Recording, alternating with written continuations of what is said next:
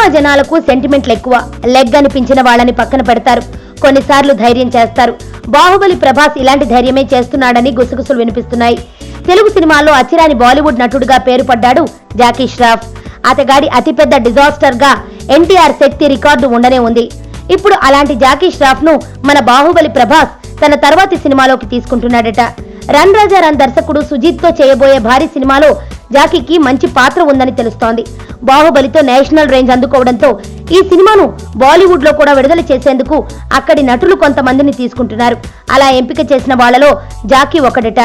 దేశవ్యాప్తంగా విడుదల చేయాలనుకోవడం, బాలీవుడ్ నటులను తీసుకోవడం వరకు ఓకే, కానీ ఆ తీసుకునేది కాస్త కలిసి వచ్చే వాళ్ళని తీసుకుంటే బెటర్ ఏమో బాహుబలి. సుబ్బు, నీకు తెలుసా, నాకు ఎర్లీ మార్నింగ్ ఒక కల వచ్చింది. నువ్వు నన్ను జ్యువెలరీ షాప్కి తీసుకెళ్ళి వడ్డానం కొనిచ్చావంట. ఏ టైంకి? గుర్తులేదు సుబ్బు, 5 అనుకుంటా. అదే మరి 5కి మీ బాబొచ్చి బిల్లు కట్టినట్టు నాకు కాల్ వచ్చింది. గీతా సుబ్రహ్మణ్యం, ఈ జంట పేరు గీతా సుబ్రహ్మణ్యం.